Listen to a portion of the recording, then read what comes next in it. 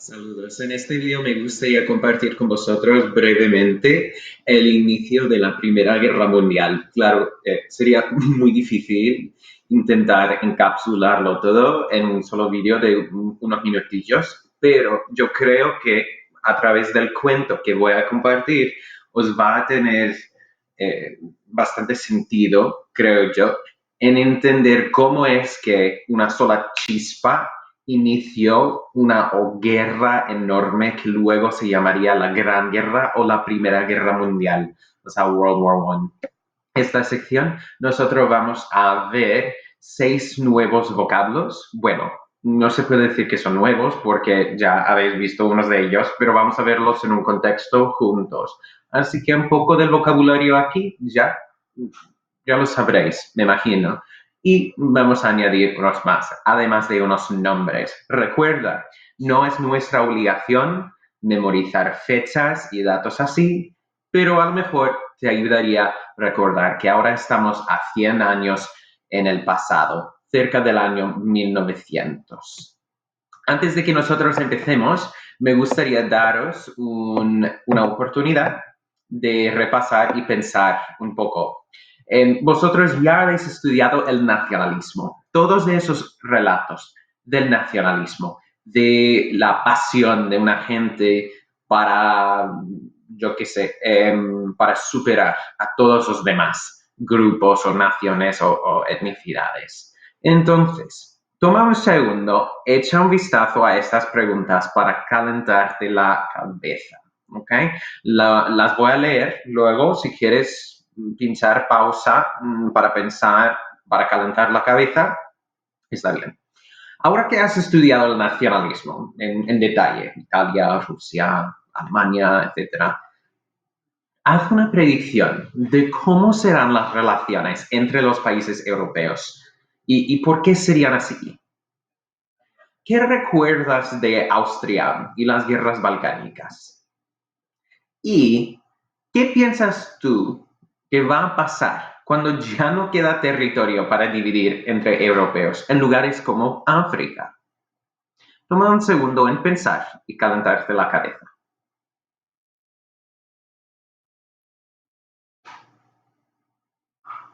Ok, vale, hemos sobrevivido la pausa.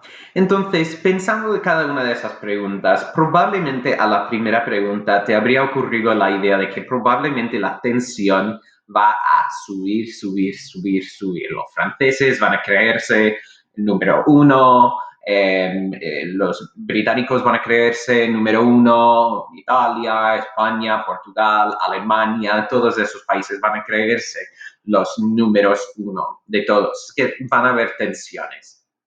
¿Qué recuerdas de Austria y las guerras balcánicas? Quizás recuerdes tú de la sección 22,4 que Austria y el Imperio Otomano tuvieron varias guerras de independencia dentro de sí, con grupos como Serbia, Bulgaria, Rumania, Albania, Grecia, intentando separarse. Y lo hicieron. Todos menos uno pudieron separarse de Austria y del Imperio Otomano. El único que luchó por su independencia, pero no ganó su independencia, fue Bosnia. Bosnia fue un país, efectivamente, la propiedad de Austria, pero los bosnios querían su independencia. Sus vecinos consiguieron independencia y los bosnios quedaban muy, muy frustrados que no pudieran cambiar sus circunstancias. ¿Qué piensas tú va a pasar cuando ya no queda territorio para dividir entre los europeos? Pues cuando ya África va dividida, Asia va dividida, el Medio Oriente va dividido, claro, ellos van a intentar a militar, quizás pensarás que iban a empezar a luchar en sus colonias. Efectivamente, a cada una de estas 3 preguntas, la respuesta es tensión, sobre todo. Pero vamos a dejar la tensión por un segundito. Me gustaría hablar de algo un poco más alegre y que es el amor. De verdad, vamos a ver 2 cuentos de amor en esta sección. Os presento aquí en la foto a la derecha Franz Ferdinand o Francisco Fernando. Él es un descendiente de los Habsburgos, sus antepasados. Ellos son los que, recordaréis, eran los que se casaban entre sí en la familia para mantener el poder bajo el nombre Habsburgo. Claro, en este punto ya han mezclado muchas líneas de herencia, así que Franz Fernando o Franz Ferdinand, como se decía en austriaco, está bien. Aquí está su mujer, Sophie, que era una mujer noble alemana. Problema: Franz Ferdinand es el descendiente de la casa de Habsburgo, es el archiduque, un nombre especial por un príncipe. Y entonces, él eventualmente va a ser líder de Austria, es príncipe. Y entonces era muy importante que él se casara con una mujer de clase alta. Pero Sophie venía de una familia no bastante alta, pero no al nivel de los Habsburgos. Entonces, toda la familia Habsburgo rechazó completamente que Franz quisiera casarse con Sophie. Pero él amaba a Sophie y Sophie amaba a él. De verdad, eran perfectamente novios, se amaban sinceramente, ¿no? Entonces, Franz fue dado la decisión más difícil de su vida. Bueno, quizás no fuera tan difícil sabiendo que él amaba a Sophie. Opción 1. Él podía dejar a Sophie, buscar a otra mujer de la clase real, como de su nivel, casarse con ella y olvidar que Sophie existiera para que él pudiera llegar al trono. O él podría simplemente darse de baja de la familia real, rehusar su nombre y su título, casarse con Sophie y nunca ser rey en el futuro. Pero las dos decisiones le costaban a él, porque él tenía miedo de lo que pasaría en Austria si él no pudiera un día liderar tanto como su gente había esperado. Entonces, él negoció con su padre y su madrastra y encontraron un acuerdo. Franz pudo casarse con Sophie, pero sus hijos, si tuvieran hijos, nunca podrían llegar al trono austriaco. Franz sí, sus hijos no. Y bueno, imagínate, si tú fueras Franz, nacieras en un palacio, el estrés de ser príncipe, todo el mundo mirándote, juzgándote. Parte de él y parte de Sophie querían salvar a sus hijos de todo ese caos, la fama, la atención, las expectativas. Sophie y Franz firman el contrato que al casarse y al tener hijos, esos hijos nunca llegarían al trono. Y el padre de Franz acuerda, ellos pueden casarse. Tristemente, el día de la boda, nadie de la familia de Franz, salvo su madrastra, vino. Señal de protesta, porque Sofía era de clase menor. Este le hizo muy popular a esta pareja. Franz y Sophie llegaron a ser súper famosos en Europa porque habían luchado en contra del establecimiento en nombre de amor. Entonces, ellos visitaban varios lugares en Europa y a final de cuentas se hicieron súper populares, ¿no? Franz lo sabía. Y él sabiendo bien que un día Austria sería suyo, él sería el rey de Austria, él quería usar la popularidad de él y de su mujer para elevar su país. Él es nacionalista, ama Austria, ama a Sophie, pero amaba a Austria primero. Entonces, como dice aquí, Franz, tal como los demás Habsburgos de su ascendencia, esperaba influir en los asuntos de otros países como pudiera. Efectivamente, sabía que todos en Europa estaban, no todos, pero muchos en Europa, estaban obsesionados con el cuento de amor de Franz y Sophie. Y entonces él quiere ser visible, hacer conexiones en diferentes países y a lo mejor le ayudará a establecer mayor reputación para Austria. Bueno, ya hemos repasado pero aquí una foto muy tierna de Franz y de Sophie, que Europa se obsesionaba de la pareja, a pesar de sus políticas. O sea, las políticas de Franz no muy populares, pero la idea de su amor dentro de la casa real, súper, súper fascinante. Entonces, él quería usar esta popularidad, como dije. O sea, a final de cuentas, un día va a ser rey. ¿Por qué no empezar ya al establecer buenas relaciones? Su problema mayor, Bosnia. Hacía años, Bosnia había luchado por su independencia en contra de Austria. También con Serbia, Croacia, en diferentes lugares habían conseguido su independencia. Austria perdió esos países. Menos uno, Bosnia. Bosnia quedaba la propiedad de Austria. Y Franz quería tranquilizar tensiones. Tranquilizar las tensiones. Entonces él decidió visitar Bosnia una vez, decidiendo decir, pues luchamos hacia 30 años, entiendo, hay tensiones, pero estoy aquí para vosotros, un día voy a ser vuestro rey. Unos bosnios estaban alegres al ver a una figura tan poderosa en vivo, pero otros bosnios todavía no aceptaban al dominio de Austria, todavía querían su independencia. Entonces, en el día de la visita, a pesar de que todos sabían que era peligroso ir a un lugar donde mucha de la gente le odiaba, Franz decidió visitar Sarajevo, la capital de Bosnia. El día de la visita, varios terroristas adiestrados o entrenados y armados por un grupo serbio esperaban entre la multitud. Cuando digo que este no le habría sorprendido a Franz, lo digo cuidadosamente.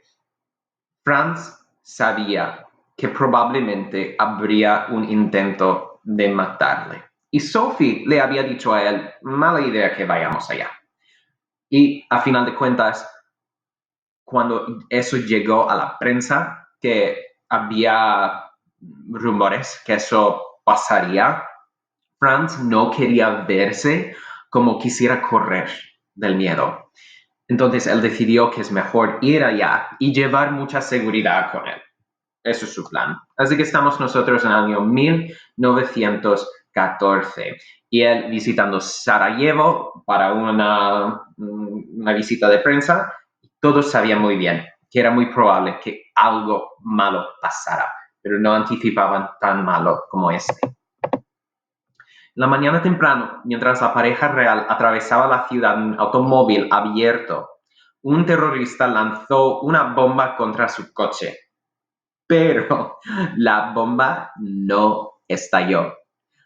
Rebotó en la capucha del coche y al caer en el suelo a unos metros, estalló ya.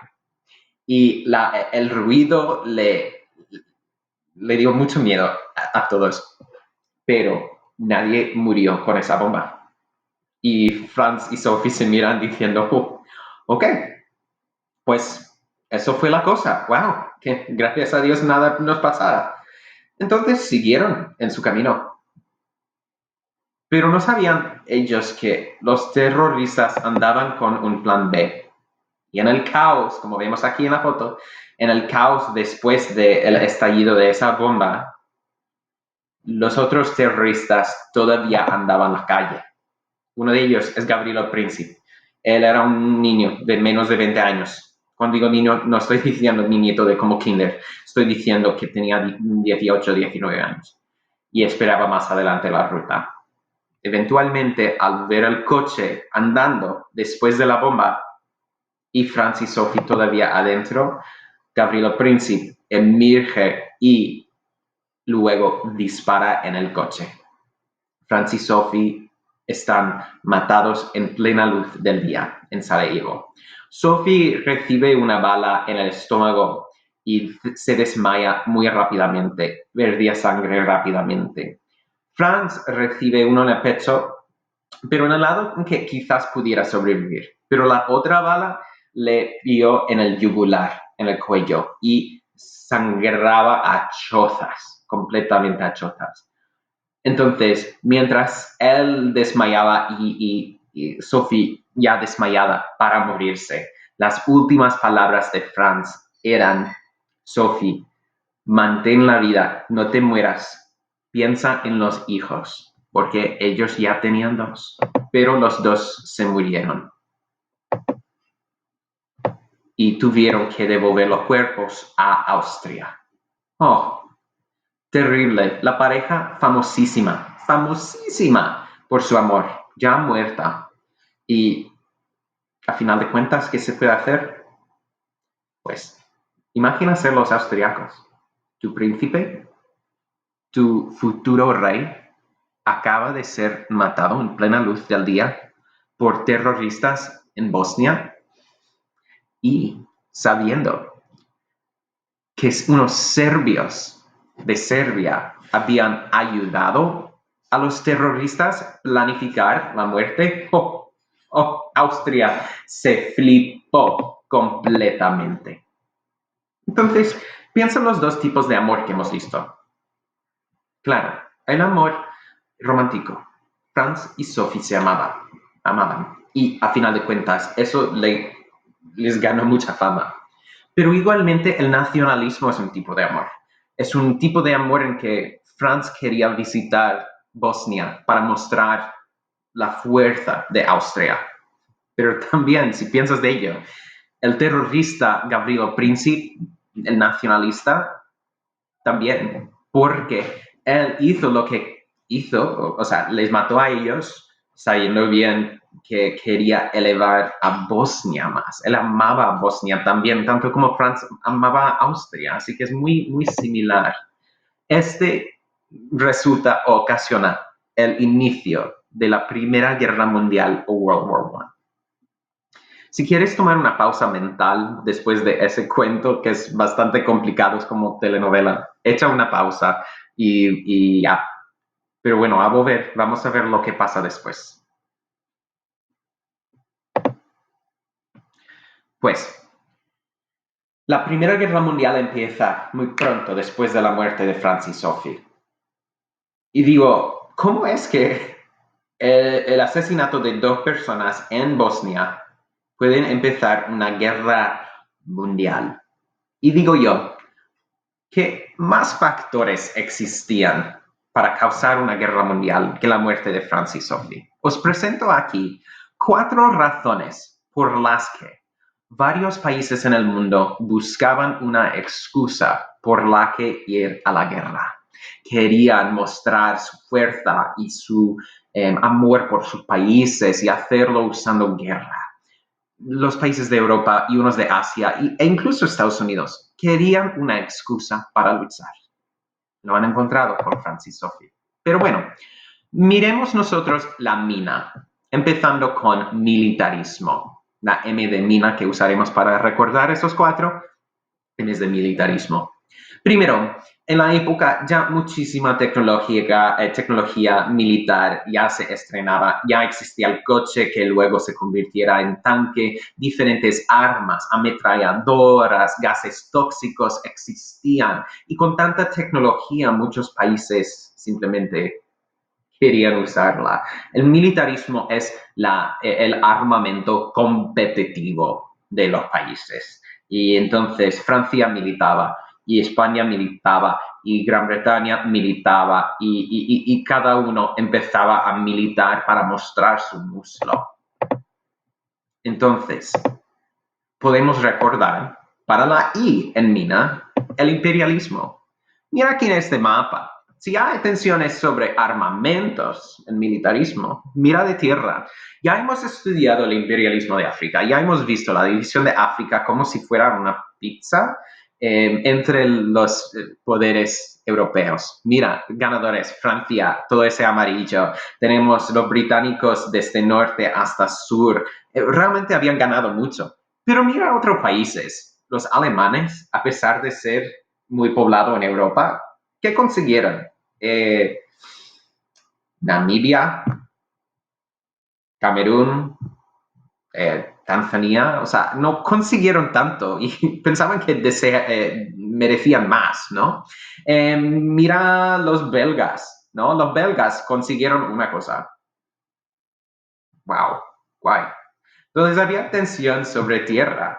Así que la segunda letra de nuestros cuatro es el imperialismo. Recuerda, competían sobre tierra. El militarismo competían sobre armas. El imperialismo competían sobre tierra y colonias.